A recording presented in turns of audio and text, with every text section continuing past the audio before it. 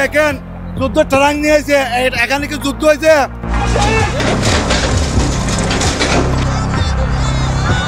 কারো চোখে ঘুম নেই, এই বুঝিয়ে আঘাত হানবে বুলডোজার, তছনছ করে দিবে দীর্ঘ সময়ের সাজানো মাথা গোজার ঠাই। এমন উৎকণ্ঠা এখন সমুদ্র শহরের প্রায় মানুষের। ফলে দিন দিন আতঙ্ক আর উৎকণ্ঠায় উত্তপ্ত হয়ে উঠছে কক্সবাজার। হঠাৎ কেন এমন দুর্দশা নেমে এলো সীমান্ত জেলার মানুষের উপর, তার বিস্তারিত জানাবো। তার আগে জানানো দরকার গত 5 দিনে বাঁকখালী নদীর অবৈধ দখল উচ্ছেদ ঘিরে কি ঘটেছে। বাঁকখালীর নদীর পাড়ের সবচেয়ে দৃশ্যমান দখল ছিল শহরের কস্তুরাঘাট এলাকায়। একসময় যেখানে ঘন প্যারাবোনার নিয়মিত জোয়ার ভাটা ছিল, সেখানে গত কয়েক বছরের ব্যবধানে একাধিক হাত বদল হয়ে গড়ে ওঠে কয়েকশো স্থাপনা। এর মধ্যে পাকা দালানেরও দেখা মিলে শতাধিক। খালি চোখে দখলগুলো বাঁকখালী নদী গিলে খাওয়ার প্রমাণ দিলেও কাগজপত্র বলছে এসব জমির বৈধ মালিক সেখানে বসতি গড়ে তোলা ব্যক্তিরা। কারণ তাদের কাছে জমির বৈধতার পক্ষে খতিয়ানার দলিল রয়েছে, যে খতিয়ানের বিপরীতে সরকার তাদের কাছ থেকে নিয়মিত খাজনাও আদায় করেছেন। এমনকি খুরুশকুল নতুন ব্রিজ করার সময় সেখানে ব্যক্তি মালিকের কাছ থেকে জমিও অধিগ্রহণ করেছে সরকার, যার প্রমাণ রয়েছে পেনোয়ার হাতে। প্রশ্ন হলো, এসব জমি যদি খতিয়ানভুক্ত হয় এবং নিয়মিত সরকারি কোষাগারে খাজনা পরিশোধ করা হয়, তাহলে হঠাৎ জমির মালিক নদী হলো কিভাবে? স্থানীয়রা যে প্রশ্নের উত্তর পাচ্ছে না গত সোমবার উচ্ছেদের প্রথম দিন থেকেই। এগুলো ছিল পুকুর, এখানে যারা ছিল আমার আব্বু তারা বলতো এখানে আগে মাছের চাষ করা হতো, মাছের চাষ করার পরে লবণের মাঠ করা হতো, লবণের মাঠ করার পরে হাল চাষ করা হতো। এগুলো কোনো বাঁকখালী নদী ছিল না। এই জায়গা যদি অবৈধ জায়গা হয়, আপনারা রেজিস্ট্রি দিয়েছেন কেন? আপনারা খাজনা নিছেন কেন? এত হাজার হাজার লক্ষ লক্ষ অসহায়ের উপর কেন লাথি দিচ্ছেন? আমাদের জায়গা ভাইয়া ছাড়বো না, আমাদেরকে উচ্ছেদ করতে পারবে না। যদি উচ্ছেদ করে জোর করে তাহলে আমাদের শরীরের উপর দিয়ে গাড়ি ছেড়ে যেতে পারবে। আমরা কেউ যাবো না, আমরা সবাই এখানে গরিব মানুষ, আমরা অনেক কষ্ট করে জায়গাগুলো কিনছি, কোরবানি করছি।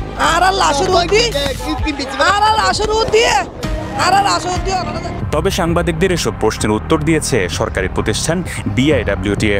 প্রতিষ্ঠানটির এই কর্মকর্তা বলছেন, জরিপ অনুযায়ী বাঁকখালী নদীর 10 কিলোমিটার এলাকা স্থানীয়রা বিভিন্নভাবে দখল করে রেখেছেন, যা উচ্চ আদালতের আদেশে তারা উচ্ছেদে নেমেছেন।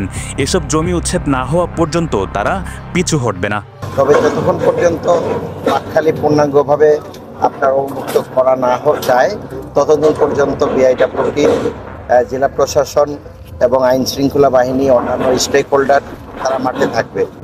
সামনের দিকে আগানোর জন্য মাঝে মাঝে 2-1টা স্টেপ পিছনে আসতে হয়। সেহেতু আমরা কারো দখলদারি দিকে থাকবে না, এটি প্রশাসনের সাথে আমাদের আলোচনা এবং এটি বাস্তবতা যে আমরা কেউই অবৈধ দখল করে বল প্রয়োগ করে থাকার কোনো সুযোগ নেই। এদিকে গত সোমবার বাঁকখালী নদীর তীরে বুলডোজার লাগানোর পর থেকেই উচ্ছেদ আতঙ্কে অস্থির হয়ে উঠেছে শহরের মানুষ। শুরুতে কস্তুরাঘাট ও বদরমোকাম এলাকায় ঠেকানোর চেষ্টা করলেও বিন্দু পরিমাণ ছাড় দেয়নি সরকার। মুহূর্তেই বুলডোজারের আঘাতে বিরানভূমিতে পরিণত করা হয় বিস্তীর্ণ এলাকা। এখানে তো ধরুন বারমাইয়া আলোর কত দাম আছে, আমাদের বাংলাদেশি তো নাগরিক হয়ে আমাদের কোনো দাম নেই। আমাদের কি টাকার মতন কি কোনো জায়গায় দিছে বারমাইয়া? কি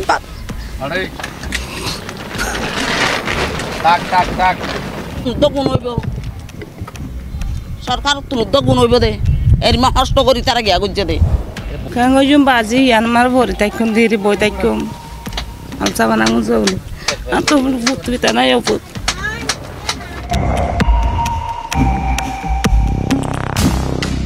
এরপর বুধবার বাঁকখালী নদীর পেশকারপাড়া অংশে উচ্ছেদের চেষ্টা করলে এলাকাবাসী জড়ো হয়ে বাধা দেয়। এ সময় উচ্ছেদ আতঙ্কে অনেকে অসুস্থ হয়ে যান। শেষ পর্যন্ত উচ্ছেদ অভিযান না করে সেদিন ফেরত আসতে হয় অভিযানকারী দলকে। সেদিন বারবার চেষ্টা করেও এলাকায় ঢুকতে পারেনি সেনাবাহিনী। এরপর শুক্রবার অভিযানকারীদের মুখোমুখি হতে হয় ভয়ঙ্কর প্রতিরোধের। প্রধান সড়কের বিমানবন্দর মোড় অবরোধ করে অচল করে দেওয়া হয় পুরো শহর। টায়ার জ্বালিয়ে রুখে দেওয়া হয় অভিযানের সকল যানবাহন। প্রায় 11টা পর্যন্ত চলে এই প্রতিরোধ।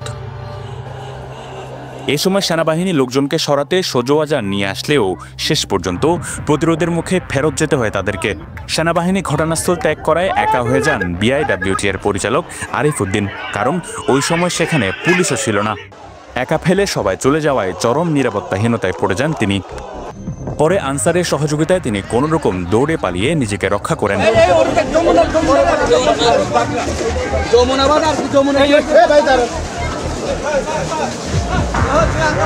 এ সময় পরিস্থিতি নিয়ন্ত্রণে আনতে ঘটনাস্থলে ছুটে যান বিএনপির সাবেক সংসদ সদস্য লুৎফর রহমান কাজল।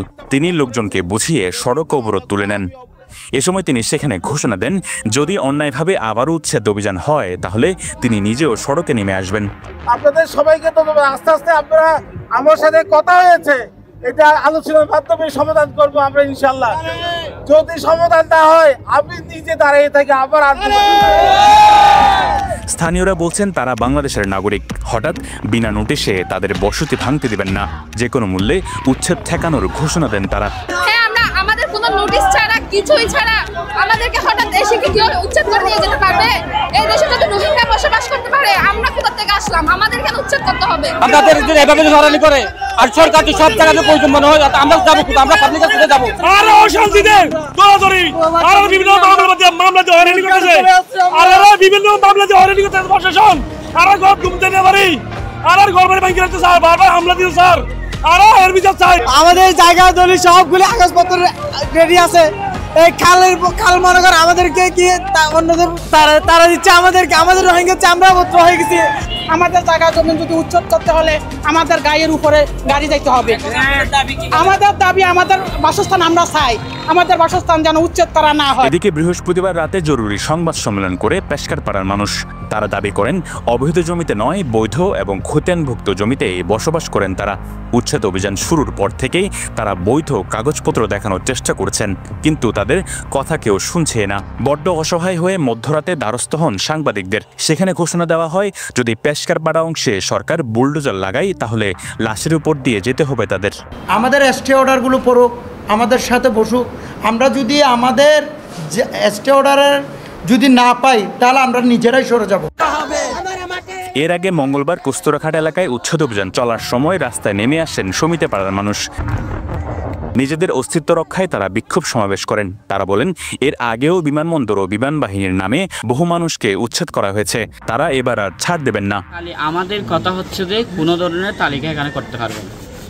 এখানে যদি কোনো ধরনের তালিকা হয় সেটা একটা তালিকা হবে, এখানে আমরা কতজন মানুষ মারা গেছে এটার তালিকা হবে।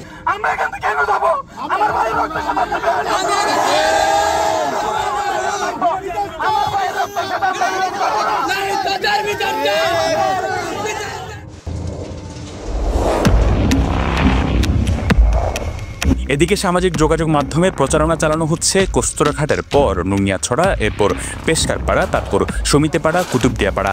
এভাবে সরকার পুরো শহরের মানুষকে উদ্বাস্ত করবে।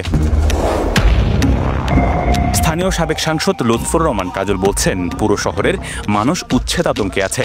পুরো একটা শহরের মানুষকে এভাবে আতঙ্কগ্রস্ত করে রাখা যায় না, এর একটা সমাধান হওয়া উচিত। পুরো শহরের মানুষ উচ্ছেদ আতঙ্কে আছে।